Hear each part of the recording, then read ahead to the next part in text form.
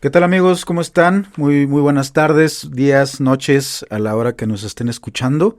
Bienvenidos a una entrega más de su podcast que pues ya casi tiene un nombre oficial. Todavía no se lo hemos podido poner, pero bueno, estamos hoy muy contentos de poder una vez más pues poder grabar aquí en las oficinas del Coahuilense.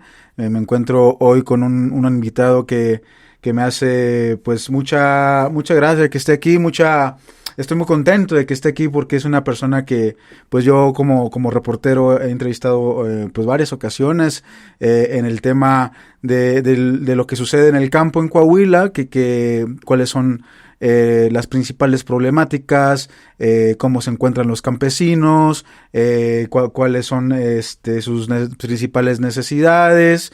Y pues bueno, es para mí un gusto tener aquí al miembro de un colectivo muy importante para los campesinos de acá del sureste de Coahuila, que es el colectivo Sí a la Vida, y también miembro del colectivo Custodios del Agua del Arroyo San Miguel. Él es José Luis García, y pues bueno, bienvenido José Luis, ¿cómo te encuentras hoy? Gracias, muy bien, muchas gracias por recibirnos y muchas gracias por este espacio tan importante que nos permite visibilizar nuestras luchas.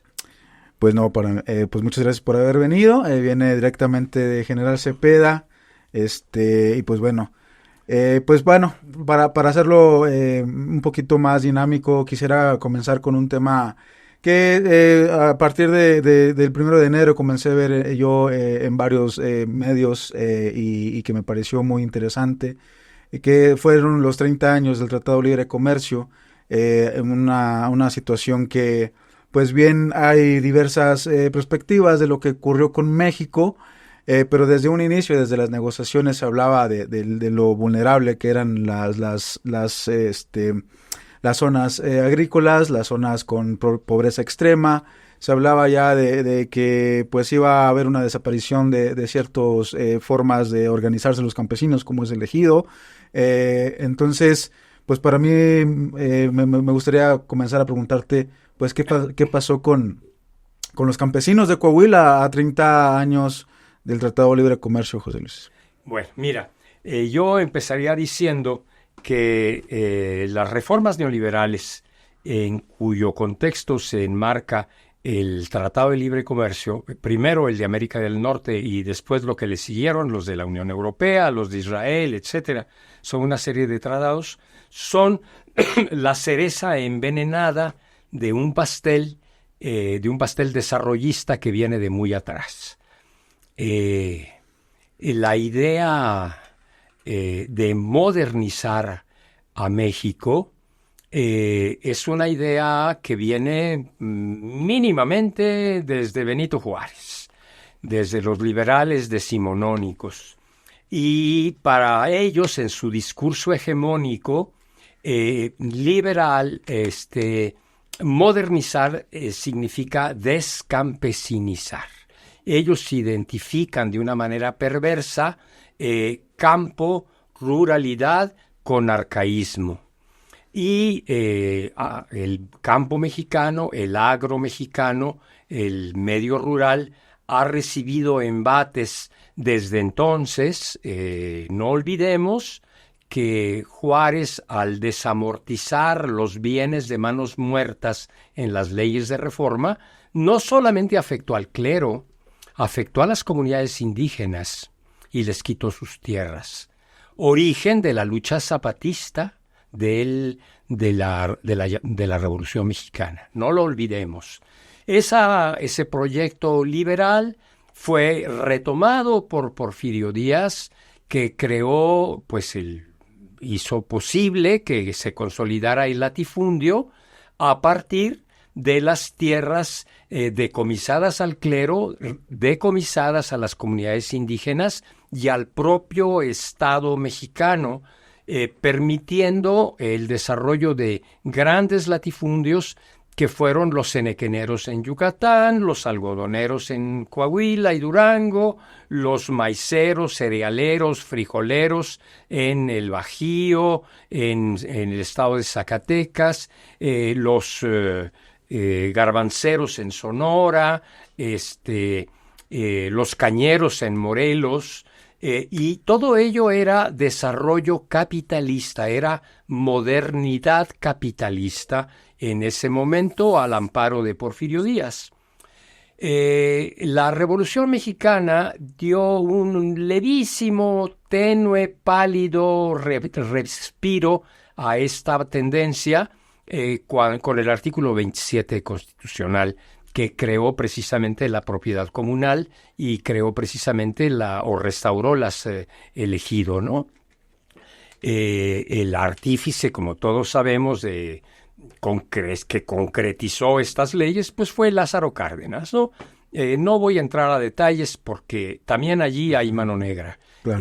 Pero bueno, por lo pronto lo damos por bueno, y este proceso sirvió, apúntalo, lo que se llama el milagro mexicano durante la época del desarrollo de estabilizador con sustitución de importaciones, que digamos es de Ávila Camacho a José López Portillo, a grosso modo, ¿no? Se trataba de apoyar a la empresa nacional que producía lavadoras, televisiones, radios, licuadoras, y no importaba que tú prendieras la televisión y te quedaras con el botón en la mano porque estaban mal hechas. No había manera de importar televisiones y por eso se llamaba sustitución de importaciones. Y eso permitió que se creara una poderosa industria nacional que estuvo en manos de la burguesía de siempre. Aquí en Saltillo pues están los López del Bosque, ¿no? Están los Arizpe, están más al sur, está... se me olvida ahora el de Yusa, industria eléctrica que fue muy, muy importante en Pastejé y que es el sustento económico del Grupo Atlacomulco, del que han salido tantos presidentes de la República, el último de ellos Peña Nieto. Sí. Bueno, este proceso de desarrollo estabilizador con sustitución de importaciones sufrió un golpe de estado técnico alrededor de entre 82 y 88 con la llegada de los tecnócratas, con la llegada de los neoliberales, que revirtieron, desmantelaron lo que se dio en llamar las reformas sociales, de las conquistas sociales de la Revolución Mexicana. Básicamente, el artículo 27 constitucional, el artículo 123 de la Ley del Trabajo, el artículo 130. ¿Y con qué objeto? Con el objeto de alinear la economía mexicana a los nuevos intereses del capital transnacional. Ya habían sido útiles al capital global, al imperialismo yanqui, el periodo de sustitución de importaciones y desarrollo estabilizador. Ya habían sido útiles también el proceso de los científicos en tiempos de Porfirio Díaz. No se nos olvide que la revolución prendió porque Andrés Manuel... Misericordia, señor. Prendió porque Porfirio Díaz quiso afrancesarse. Claro. Y los yanquis dijeron, no te afrancesas, papá. Uh-huh. Y financió a los rancheros del norte para que hicieran la revolución. En ese proceso se subieron las conquistas populares a través de Villa y de Zapata, pero lo que le dio el impulso y los que ganaron finalmente fueron los carrancistas, los obregonistas y Plutarco Elías Calles. Por eso se dice que la independencia es como el verdadero movimiento de insurgencia más allá de la revolución, ¿no? De cierta forma sí viene a descolonizar, a quitar la colonia, a eliminarla. Pero bueno, para no entrar a esos temas y irnos un poquito más directo al tema del Tratado de Libre Comercio que está pasando con los campesinos. Sí. Me hablabas ya en entrevista, ya habíamos platicado antes, de que con el Tratado de Libre Comercio ocurre esta reforma del 27 constitucional, uh-huh. Trae consigo que los campesinos puedan vender la tierra, uh-huh. Cuestión que no se podía hacer antes, que el campesino nada más podía heredar la tierra con miembros de su familia, Y esta venta, pues obviamente abre la puerta a que la gente con gran capital, pues se puede hacer de grandes cantidades de tierra, ¿no? Y me platicabas de la llegada de la agroindustria, ¿no? De la industria Extractivista. Perdón, mi lengua la traigo súper trabada. Bueno, llega esta figura de capital, estas empresas, grandes empresas, y pues bueno, ahí me planteas que es el resurgimiento del latifundismo, ¿no? Así es. Sí, te estaba yo diciendo que el Tratado de Libre Comercio es la cereza envenenada del pastel liberal, neoliberal, modernizador. En efecto, al desmantelarse el derecho agrario, al quitársele sus filos más importantes, se tomaron otra serie de medidas para, ¿cómo se diría?, para cercar al campesinado, para cercar a los ejidos y a las comunidades ejidales, a los bienes comunales. Es decir, se les cerró el acceso al mercado de sus excedentes. El campesino, dentro del ejido en el anterior modelo, podía sembrar para autoconsumo y podía comercializar sus excedentes a través de Conasupo. Claro. Antes fue CEIMSA. Sí. Esos canales se cierran. Se cierran los canales del crédito, se cierran los canales del mercado, se cierra la posibilidad de que el campesino pueda vivir de una manera, si tú quieres, austera, pero digna y eficiente y eficaz de la tierra. Y esto viene acompañado de tiempo atrás con un proceso de desarraigo de la juventud a través de la escuela, a través de los medios de comunicación, especialmente de la televisión y del cine, que siembran en los jóvenes una aspiración de volverse modernos mediante su incorporación al mercado de trabajo en las industrias. El objetivo era muy simple: tener mano de obra barata en el explosivamente creciente mercado laboral de la industria y del comercio en los centros urbanos. Claro. Como detalle, ya en tiempos de Adolfo López Mateos, el secretario de Agricultura hizo la peregrina declaración siguiente: mi trabajo como secretario de Agricultura y Recursos Hidráulicos consiste en sacar del campo a 1 millón anual de campesinos. ¿Por qué? ¿Cuál es el problema de que existe el campesinado para una perspectiva neoliberal, José Luis? Porque hay que incorporar al país a un mercado global. Claro. Y el mercado global nos asigna un papel específico. ¿Qué le toca a México, patio trasero de los Estados Unidos? Producir mano de obra barata, producir consumidores dóciles, no producir maíz, no producir frijoles, que lo produzca Argentina, que lo produzca la India, en términos de agroindustria. Claro. Entonces, hay que sacar al campesino del campo para que vaya a hacer lo que yo necesito que haga: ser un peón barato, un peón dócil en las colonias periféricas de las ciudades. Lo dijo con todas sus letras Rogelio Montemayor Seguí, no siendo gobernador en otro puesto, pero fue gobernador de Coahuila. Dijo: los campesinos no salen más baratos en una colonia periférica que en el campo. Como si fueran... Como si fueran de él. Claro. Y como si él los estuviera manteniendo. Por supuesto.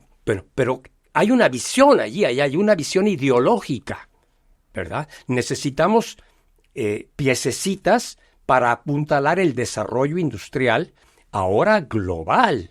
De allí la importancia del Tratado de Libre Comercio, claro. ¿Verdad? ¿Qué vamos a vender al mercado global y qué vamos a tener que comprar porque ya no lo podemos producir? Entonces, claro, están diciendo que somos importadores netos de maíz. Pues claro, si no nos están dejando producirlo. Claro. Y además ahí hay una trampa extra, porque las cifras que manejan son del maíz forrajero, no del maíz para consumo humano.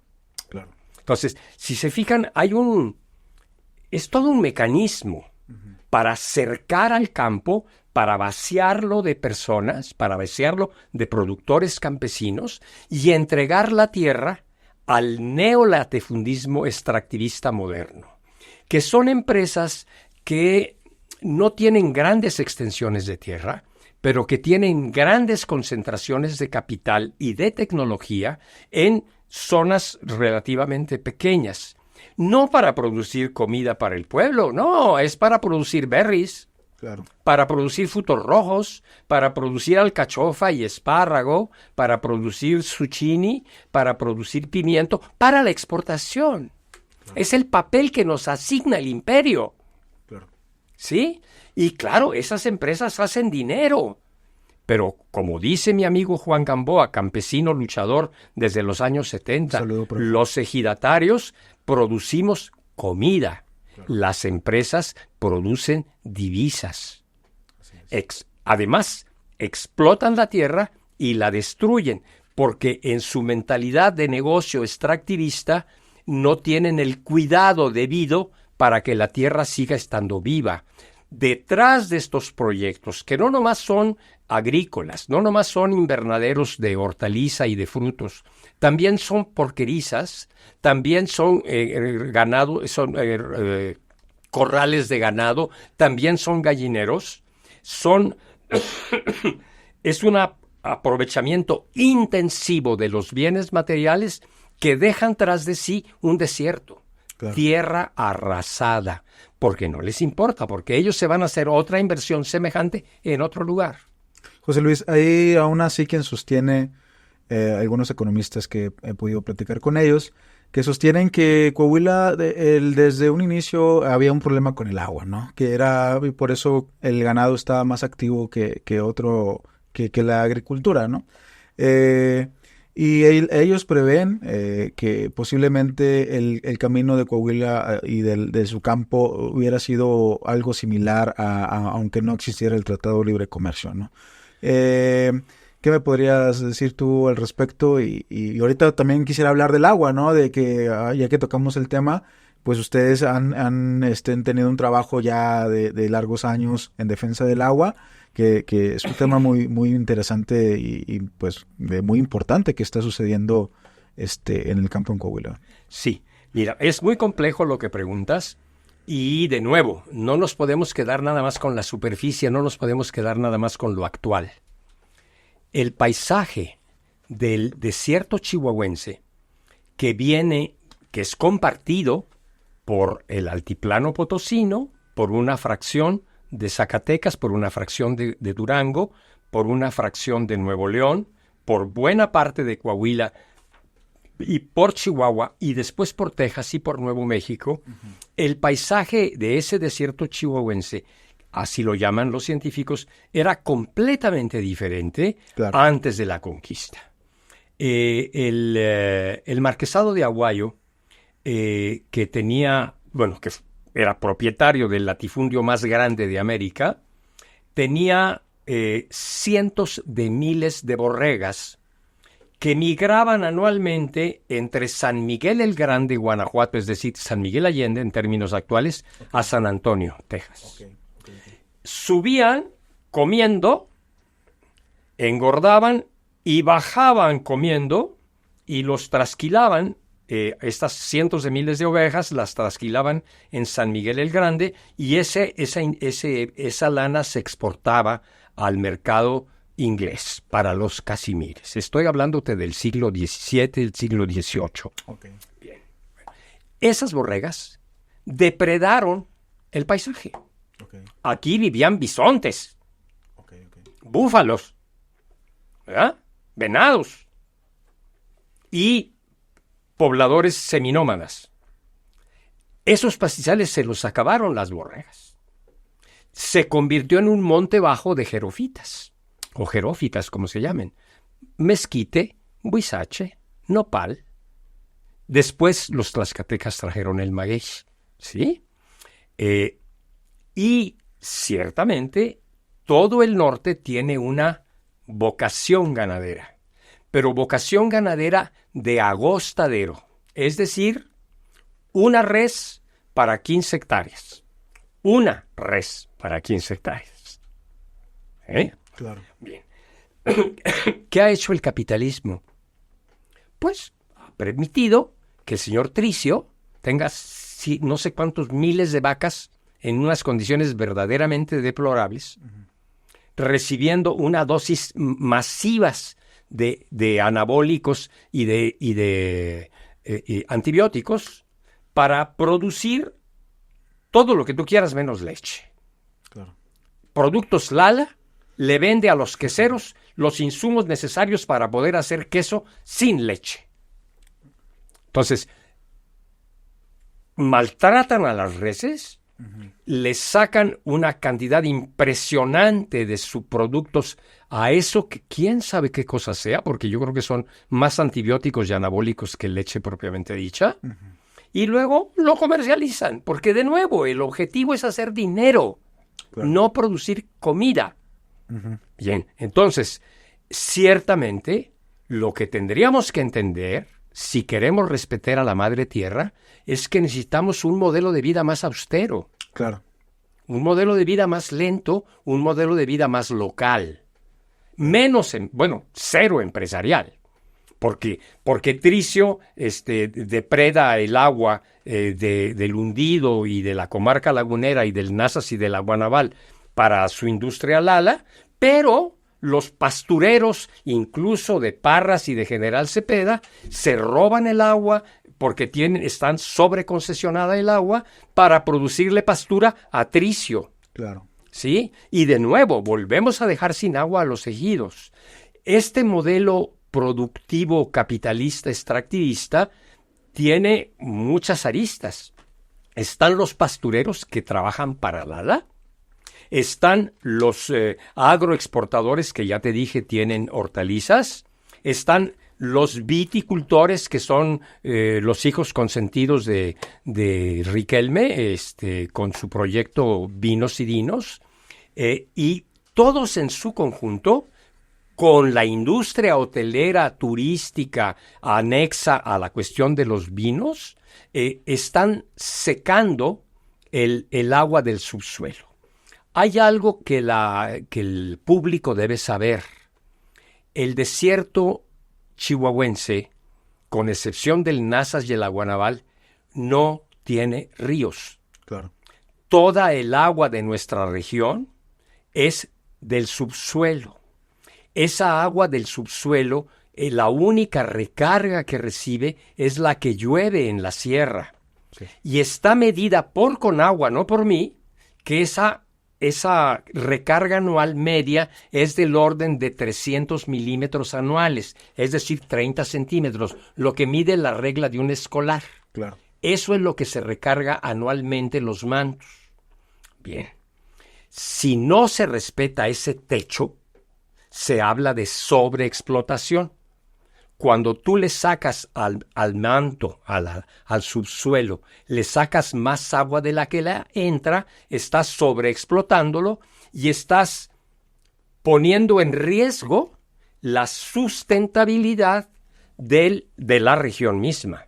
Entonces, si ya de por sí es grave porque alrededor de una docena de agroempresarios tienen acaparado el 94% del agua del subsuelo en la región, ¿verdad? Y ahí hay otro tema que hay que tratar, el asunto de las concesiones de agua.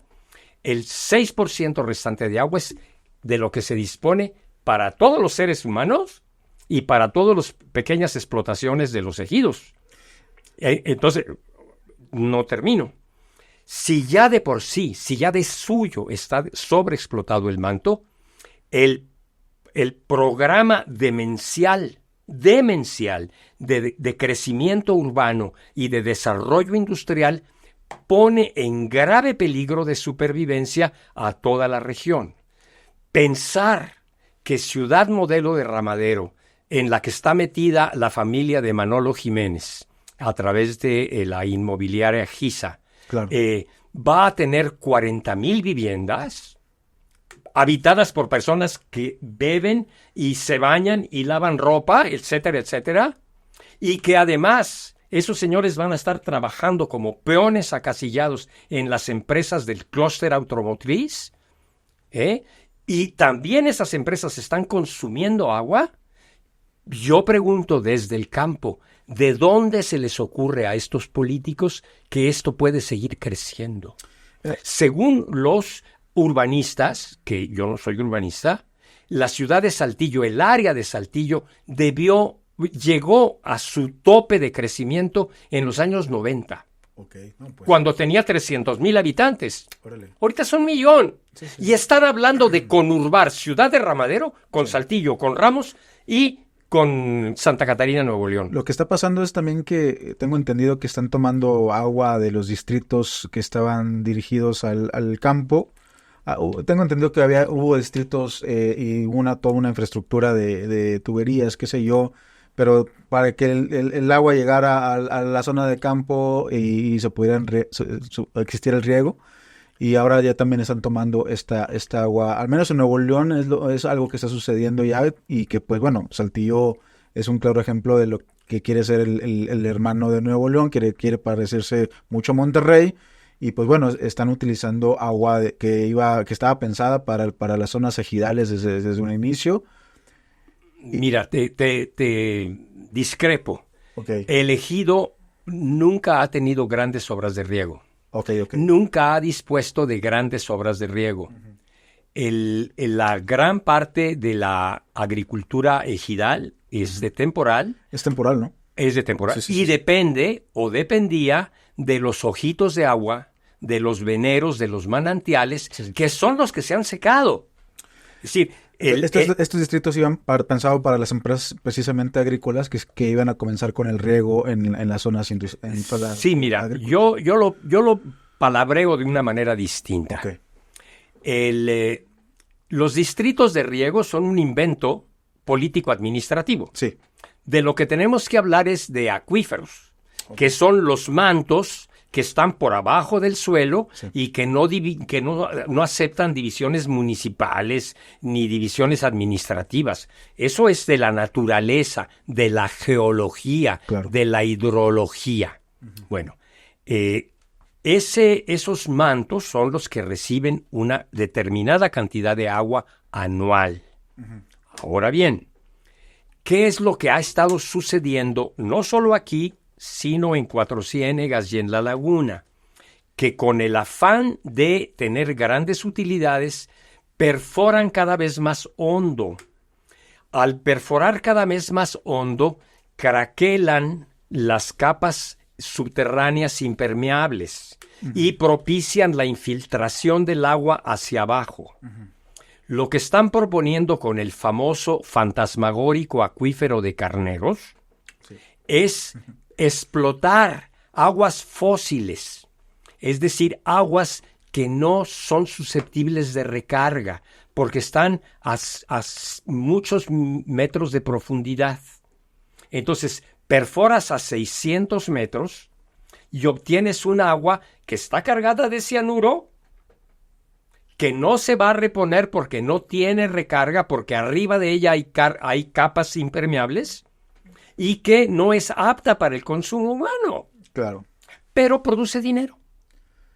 Entonces, de verdad es demencial. José Luis, y regresando al tema, por ejemplo, tengo entendido que había advertencias de Conagua y hubo ahí, creo que ahorita hablábamos de Felipe Rodríguez afuera de la grabación. Creo que la advertencia de Conagua de que los acuíferos estaban siendo explotados viene desde 1995, justo más o menos. Cuando menos. Justo cuando comienza el Tratado de Libre Comercio. Sí, yo te decía que iba a hablar posteriormente de las concesiones. Perfecto. Parte de las reformas, de las contrarreformas neoliberales al artículo 27 y al derecho agrario en su conjunto, tiene que ver con la Ley Nacional de Aguas. Okay. Carlos Salinas de Gortari abrió en pública subasta, en una nueva ley, la posibilidad de adquirir concesiones. Uh-huh. Y dejó sin vigencia los derechos al agua que habían usado durante años los ejidos como parte del reparto agrario. Es decir, yo, gobierno, te asigno estas tierras como ejido al ejido fulano y esas tierras van dotadas de un agua. Claro. Bien, en la nueva ley, esas dotaciones de agua dejaron de tener validez y con la complicidad del RAN y de la Procuraduría Agraria, no se informó a los ejidos de esto. Entonces las concesiones quedaron vacantes. Okay. Y entonces los empresarios dijeron pa' acá. Y por eso un puñado de 12 empresarios tienen concesionada el 94% del agua del subsuelo de la región. Pero eso es en todo el país. Claro. Entonces, nosotros no decimos que sean ilegales. Decimos que son unos pillos, amparados por la ley neoliberal. Que eso es otra cosa, ¿no? Otra cosa. O sea, que pareciera que porque es legal es permitible, ¿no? Y la Constitución se ha transformado también desde cierto periodo de 80 a mitades de los 80, 90. Tengo entendido que en la misma Constitución mexicana ha sido reformada totalmente cargada la balanza a los empresarios para que ellos puedan hacer lo que quieran con los recursos naturales. Porque el objetivo de ellos es modernizar. Claro. Y los que van a modernizar son los empresarios. Y los que van a modernizar son las industrias que vengan de China, de Estados Unidos o de Canadá.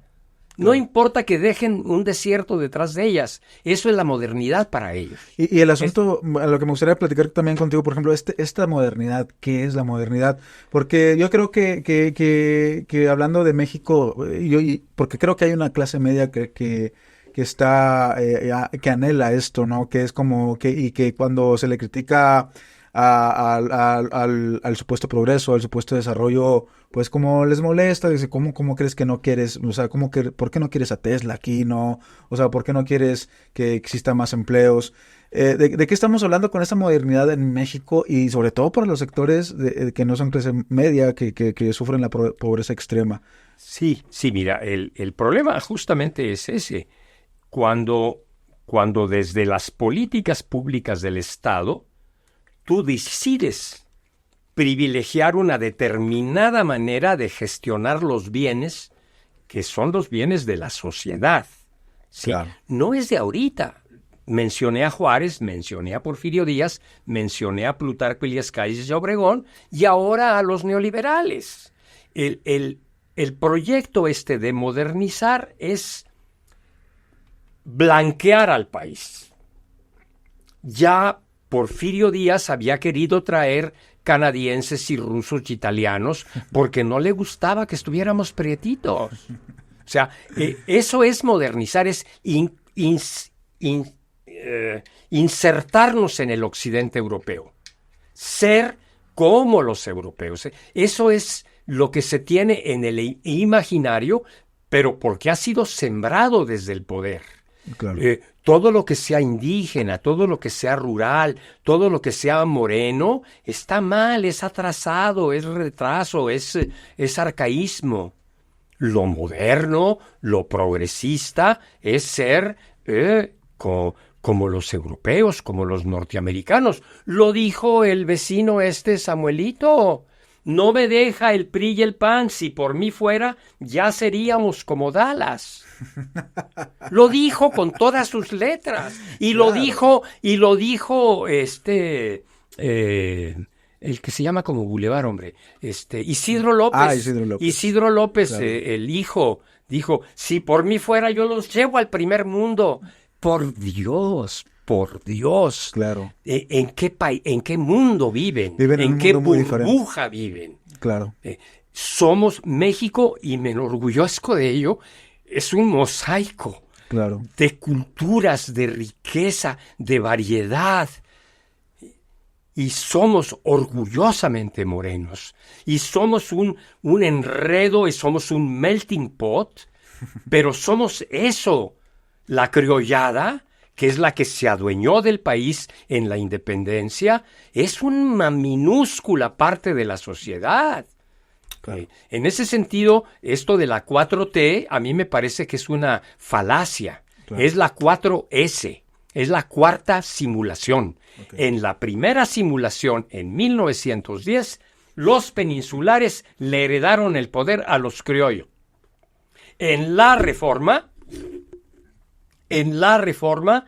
los criollos ya en el poder modernizaron el país para incorporarlo al capitalismo decimonónico. Okay. La llamada Revolución Mexicana actualiza el modelo juarista porfirista y lo vuelve a adecuar a las necesidades del mercado del capital. Y Carlos Salinas de Gortari y sus secuaces están haciendo lo propio. No hay tal transformación. Hay una adecuación a los mandatos, a las necesidades del mercado global. Y ese es el resultado. Y eso es, en última instancia, lo que significa para los campesinos. Sí, desaparecer, morir, porque tal como son, no caben en el modelo. ¿Cómo tendría que ser una transformación, José Luis? ¿Cuál sería una real transformación en donde ocurra ese gran cambio que necesita? Mandar obedeciendo, dicen los zapatistas. Claro. Es desde abajo, desde la periferia, desde la gente sencilla, no con el lenguaje de los tecnócratas, es con el lenguaje del pueblo. Tampoco con el lenguaje de Andrés Manuel, es con el lenguaje del pueblo. Y es construir desde la periferia, desde muchas periferias y desde muchas bases, desde muchas comunidades tal como son, que tendríamos que ir construyendo autonomías. Y ahí está Cherán.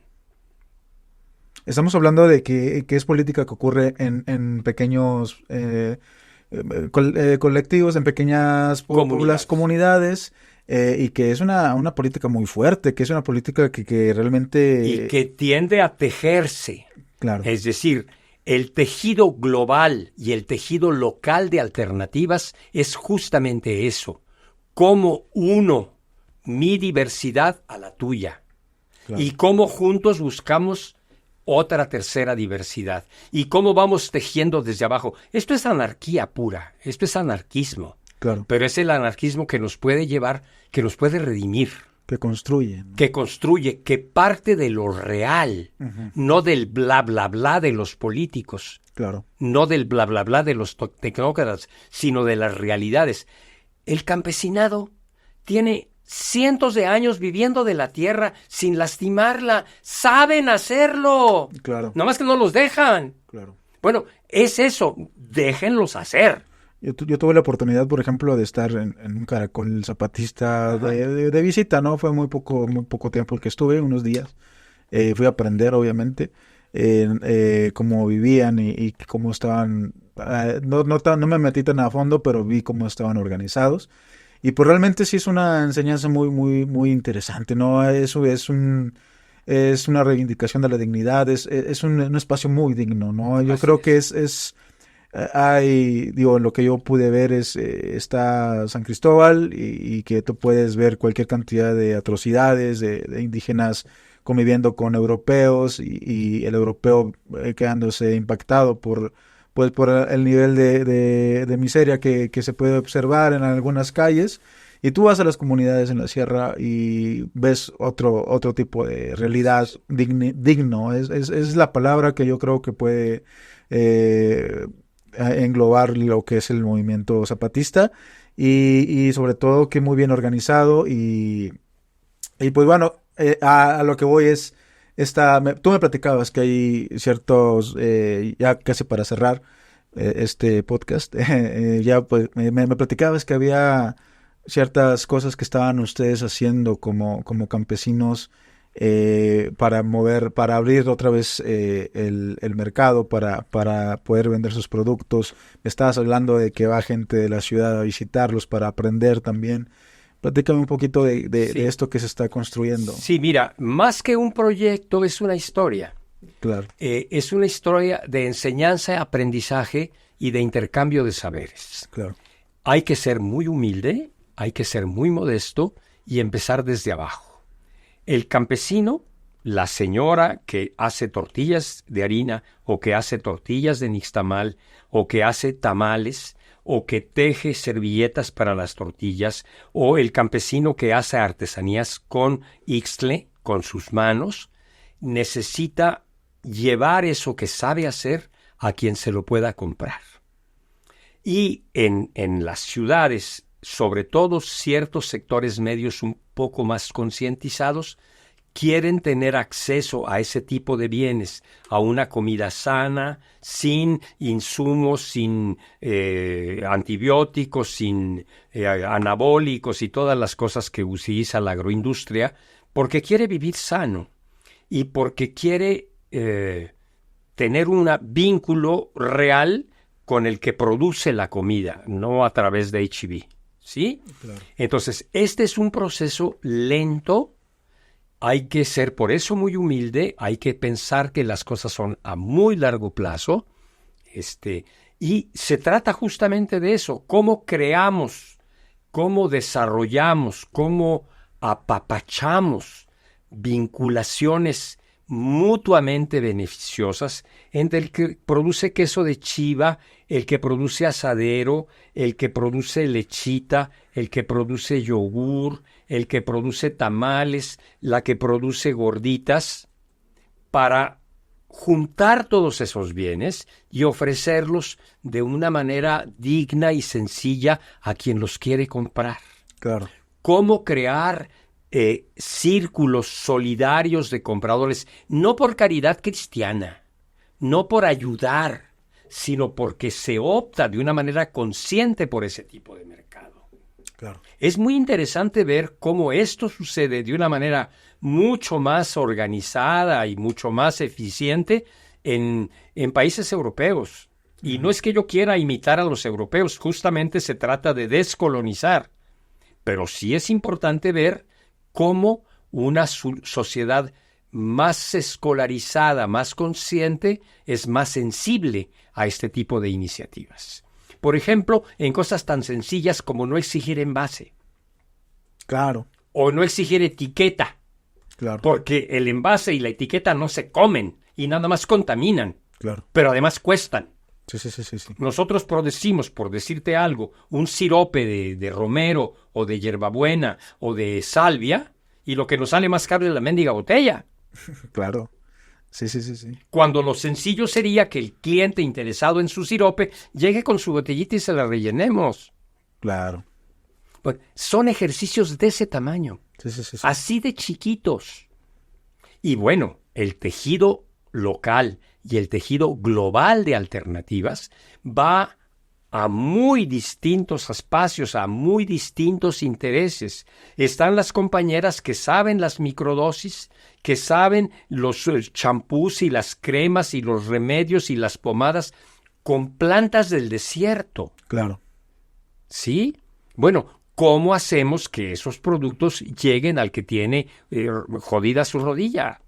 Claro. ¿Verdad? O le duele en la cabeza. Claro. O quiere tener bonito el cutis. Claro. Pues ahí está en Chihuahua. Es todo eso. ¿Sí? ¿Cómo producimos pegados a la tierra, respetando a la tierra, sin sacarle más de lo que la tierra puede dar de manera natural? ¿Y cómo logramos redes de comercialización que no resulten tan onerosas? ¿Verdad? Claro. Lo más difícil es encontrar al comprador en Monterrey, porque ya te chutaste 150 kilómetros de ida y 150 kilómetros de regreso, y no las haces en burro porque no llegas. Claro. Las haces en un carro que gasta gasolina. Claro. Entonces, es el asunto también ecológico de la huella de carbono. Por eso es una vida más lenta y una vida más local. Necesitamos desarrollar redes locales, ¿sí? Qué maravilla sería tener talleres de horticultura en las ciudades para decomisar los parques públicos y convertirlos en huertos productivos.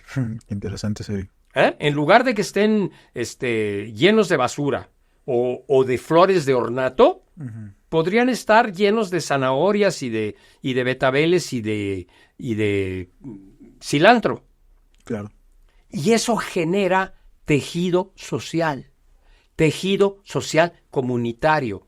No hay nada más bonito que estar junto a una persona clavando el asadón en la misma tierra y poniendo la semillita pegadito a él, y verla crecer juntos, y comérnosla juntos. Claro. Bueno, por allí, Va. y claro, cada vez más ambicioso.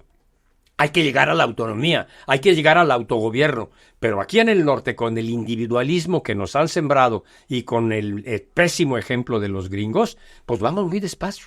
Claro. Somos el cabús del tren. Sí, vamos atrasito. Oye, José, ahora sí ya para cerrar, no me quisiera ir sin platicar de algo que veníamos platicando de camino para acá, que era como, me preguntabas, cómo acercamos a los jóvenes. Yo te decía que al parecer tenemos a gente que, bueno, yo no sé si soy joven, pero hay una generación todavía que me antecede, ¿no? Y que ahorita ya tiene una participación política, digámoslo así, de esa forma. Y hablábamos de que tienen otras agendas, ¿no? Que son diferentes. Tú dices que en las reuniones que ustedes organizan, pues siempre hay gente mayor, como que hay un desinterés por estos temas.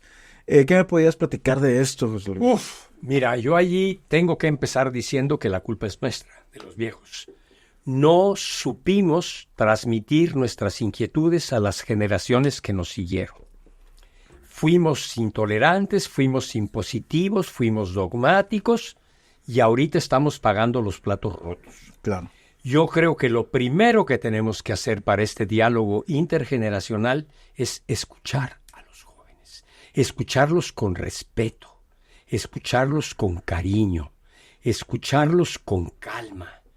Y a partir de la escucha, igual que en el mercado local, ir tejiendo afinidades.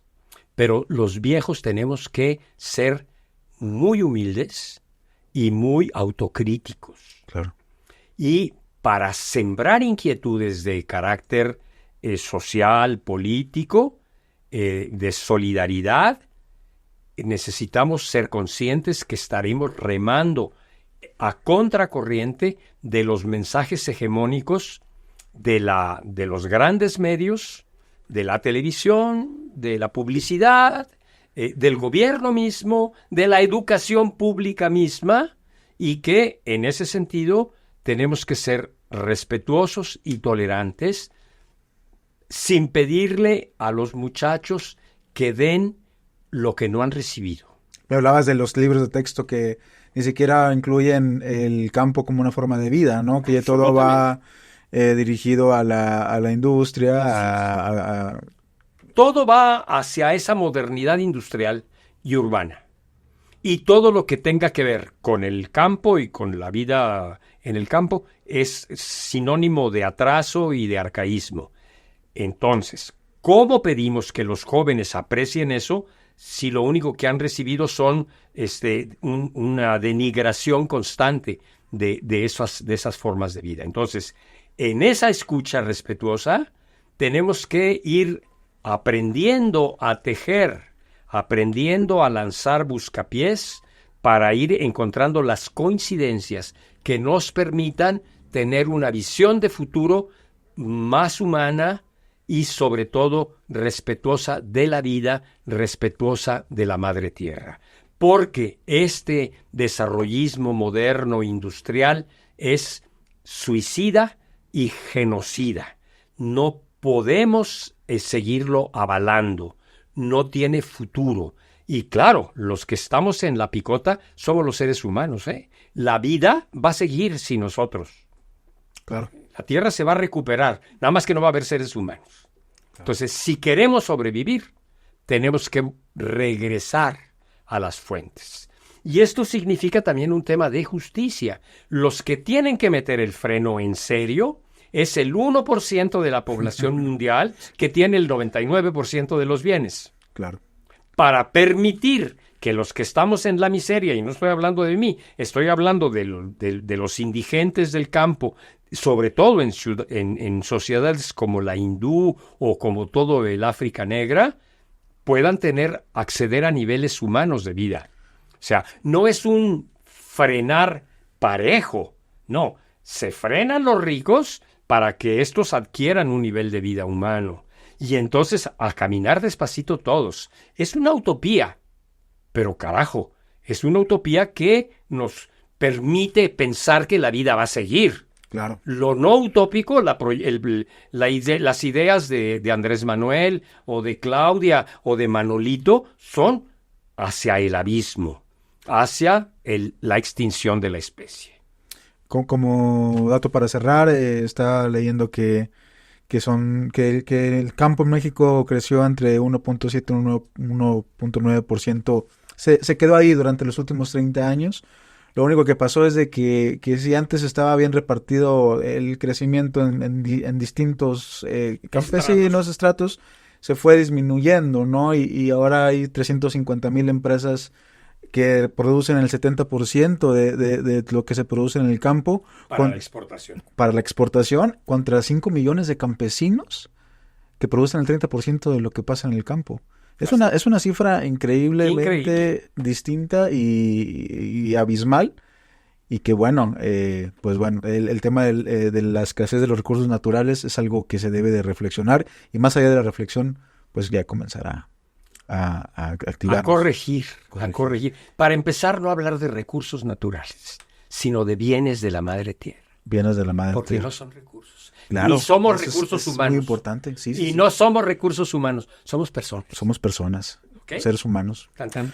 Muchas gracias, José Luis. Un gusto tenerte aquí. Muchas gracias por compartirnos toda esta experiencia. Y banda, ya saben, lo que queremos es aquí reflexionar juntos, hablar con diferentes personas que estén generando conocimiento, que estén generando comunidad, como lo hace José Luis.